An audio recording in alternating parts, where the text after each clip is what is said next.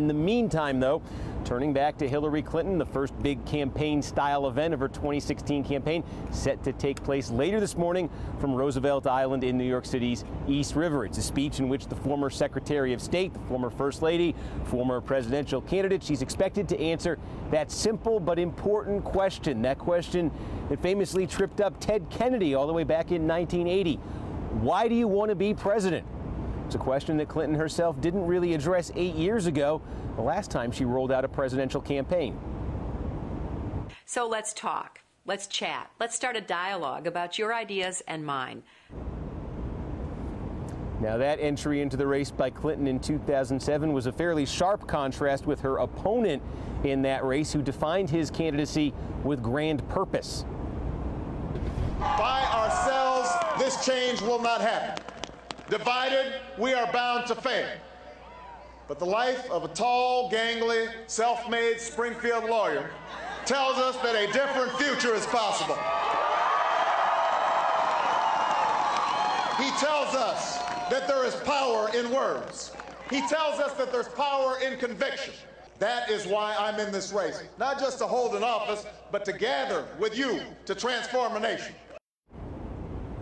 All right, and joining us now from Roosevelt Island, where that rally is going to be held, Ann Lewis. She was a senior advisor to Hillary Clinton's last presidential campaign, as well as the White House communications director in Bill Clinton's administration. And joining us from Chicago, David Axelrod, NBC News senior political analyst and a former senior advisor to President Obama. So, David, let me start with you. We ended on the clip there of now President Obama starting his campaign all the way back in 2007. You were sizing up Hillary Clinton in 2007 as a potential opponent. You saw an opening, you saw a possibility there for Barack Obama to defeat her, to win the presidential nomination. What is different about the Hillary Clinton you're looking at now 8 years later at the start of this campaign? First of all, Steve, I'm getting all dewy-eyed looking at that old clip. That was a fun day. Look, it's a different time than it was then.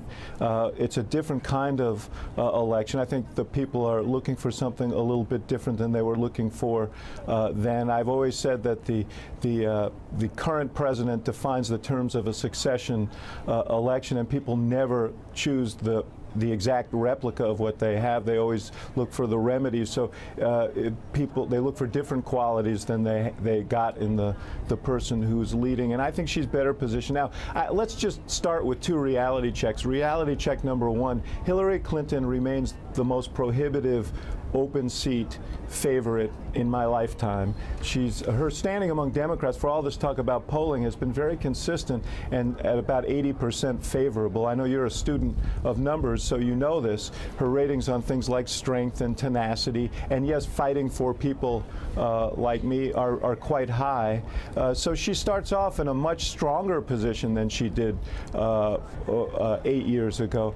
But she ran into problems because she didn't have a rationale for her candidacy that was clear and compelling, and clearly she's trying to remedy that now. And the second reality check is it's quite early for the rest of the world. We in our world, we think of every day as election day. The rest of the world is not really focused yet, and this is a good time for her to establish exactly what her candidacy is about, so every position she takes doesn't appear to be a tactical one-off position. And Ann Lewis from Roosevelt Island, we're hearing one of the differences maybe is that Hillary Clinton in this speech today and in this campaign maybe talking more personally, specifically about her late mother, Dorothy Rodham, about her mother's life, about their relationship. Is that something that Hillary Clinton just has that been a challenge for her, opening up personally on the public stage?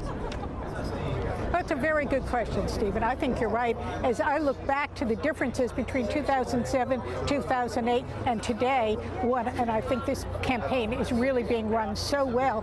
One of the issues, I think, problems we had and made for ourselves in 2007 is we talked more about credentials and not enough about connection. And you know, if you want to ask people to trust you to be president, to fight for them, is what Hillary's talking about. Make the connection. Talk about what you believe in, how you got here, and then why you're going to be, as she says, that fighter for every Americans. So I think this is first about connections. That's what the last month and a half has been the ramp-up period, as the campaign said. Today, with this big speech, she enters the second stage, but I will tell you that people who listen to her will know this is why she's running, because, as she says, everyday Americans need a champion. I want to be that champion, and what you will know about me is I fight hard, I don't give up, I will get it done. I wonder, Ann, too, you were quoted this week, I think this was Friday in the paper, in the New York Times, about Hillary's relationship with her late mother. You said that I think for Hillary it's about learning, and her mother's story is just one of the big motivators of who she is. She couldn't go back and do more for her mother, but she could do more for other children who need protection or who need a better chance. Could you? I think that's a relationship a lot of people aren't necessarily that familiar with. Could you tell us a little bit about who her mother was and what that relationship was? You know, I think that's a very important part. Imagine being a 14-year-old girl who's being raised in this happy suburban home, and then learning that your own mother was close to being an abandoned child, was put on a train when she's 8 years old and sent across the country to live with relatives, and when she got there, they didn't want her. And basically she survives by becoming a maid in somebody else's house, a home where, fortunately, people were good to her, gave her an extra blouse, perhaps. So now you know, and again, if you're Hillary Clinton, you're 14, you know that there are children who are so vulnerable, who need protection. And I think what Hillary throughout her life had took from this is there are children who are in need. I can't do anything now about my mother's childhood, but I can reach out and do whatever I can to see that other children get the protection, the love, the affirmation that they need. And that's been a really motivating factor throughout her career. From, as you say, going to college, going to work for the Children's Defense Fund, going door to door looking for children who were in school, being head of working on children's health when she was First Lady, a whole string of ideas. Look at what she did in the Senate, again, on the children's health insurance.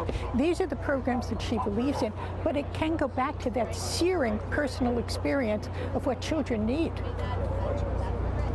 All right, and David Axelrod, before we let you go, I do want to just get you to weigh in on something else. Your world's sort of colliding here in a way, I guess. This week you were out in Utah at that summit that Mitt Romney organized, and Mitt Romney then made news last night at that summit, attacking President Obama on foreign policy, calling him arguably the worst foreign policy president in history, and giving a PowerPoint presentation critiquing his foreign policy. Just want to get your thoughts on that. Well, let me say two things. First of all, on Ann's points, I want to go back for 1 second and say I think biography is very, very important in terms of authenticating a message, and this is an issue for Hillary. She needs to be authentic, and she wasn't in the first half of the campaign last time. After she lost Iowa, she did become much more connecting with people, much more revealing of herself. I think this is an important element of being successful in this campaign. As to Utah, I left before Governor Romney's speech last night. I was on a panel with Arthur Brooks from the American Enterprise Institute, and Mark Halperin was the moderator, and I deliver my point of view about where I thought the country ought to go and what needed to be addressed in this presidential race.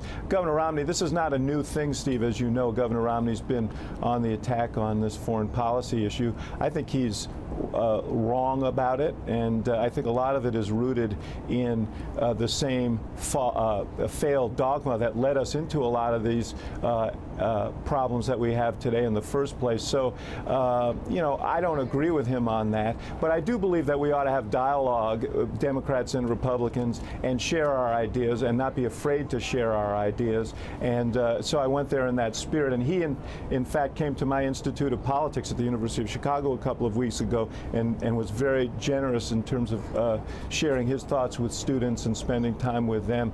I think we got to do more of that.